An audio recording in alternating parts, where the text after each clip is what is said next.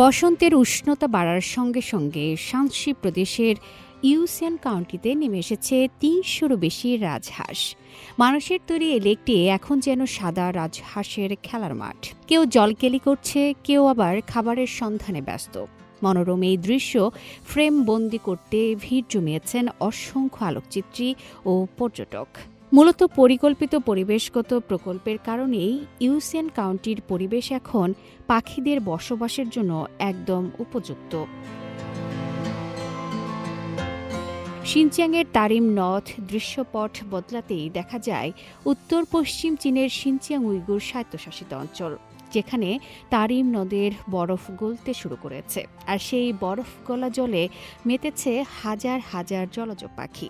বিশেষ করে আকসু অঞ্চলের সায়া কাউন্টিতে নদীর অগভীর জলে এখন পরিযায়ী পাখিদের ডানা ঝাপটানোর শব্দ। পরিবেশগত উন্নয়নের সুফল গত কয়েক বছর ধরে তারিম নদ অববাহিকায় পরিবেশ রক্ষায় জোর দিয়েছে চীন সরকার।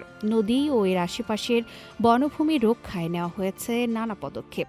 এরই সুফল হিসেবে প্রতি বছর এখানে বাড়ছে পরিযায়ী পাখির সংখ্যা ও বৈচিত্র্য। প্রকৃতির এই সুন্দর সহাবস্থান জানান দিচ্ছে মানুষের চেষ্টা থাকলে পরিবেশ আবারও তার প্রাণ ফিরে পায়। পরিবেশ বান্ধব এমন উদ্যোগ একদিকে যেমন প্রকৃতিকে সমৃদ্ধ করেছে, অন্যদিকে মানুষের বিনোদনের জন্য তৈরি করেছে চমৎকার এক পর্যটন কেন্দ্র। আফরিন মিম, সিএমজি বাংলা।